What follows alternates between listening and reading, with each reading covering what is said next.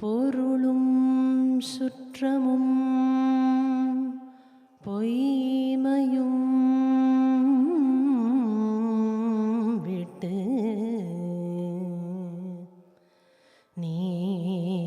In 2001, I attended the Kumbha Mela, the great gathering, where over 70 million people came to immerse themselves in the river Ganges, foremost among whom were groups of Sadhus, modern-day ascetics, whose arresting appearance and powerful gaze have always fascinated, even frightened me. Later, I read an ethnography about these men and women who live on the edge of society and realized that they were the living embodiment of ideas, symbols and legends that I had lived with all my life. Like the cosmic dancer Shiva, the most powerful groups of ascetics have long matted hair. Their naked bodies are covered in ashes, and many carry tridents, for Shiva is also Lord of Ascetics.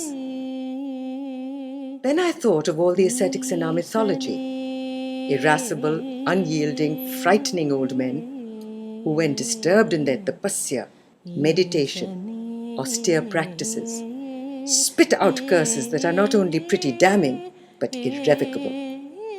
Except that they then mitigate their pronouncements, soften them, so that those cursed have a little escape route. Shiva himself, on being disturbed during one of his 1,000-year bouts of tapasya, inadvertently incinerates the lord of desire, Kama, discharging heat through his third eye.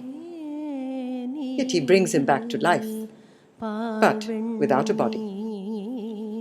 I had always thought of tapasya as meditation, calming, cooling, coming from stillness, only to discover that it means heat.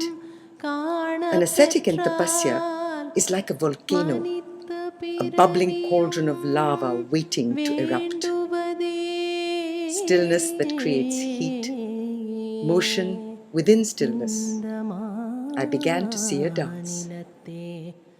Like the cosmic dance of Shiva, surrounded by a circle of fire, yet carrying the river Ganges, the Ganga, in his matted hair. Fire and water, the circularity of their relationship, the circular motion of bodies moving in the cosmos. Start the circle and you start time.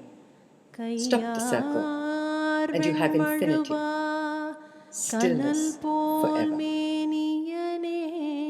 That's when I saw 3 acts, Shiva, Ganga, and then Mahakumbha, where Shiva worshipping sadhus, filled with the heat of ascetic power, charge into the Ganga in a bid for immortality, for their souls to live forever.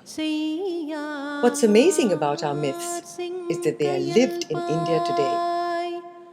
But which come first, the stories and symbols, or the human practices and beliefs?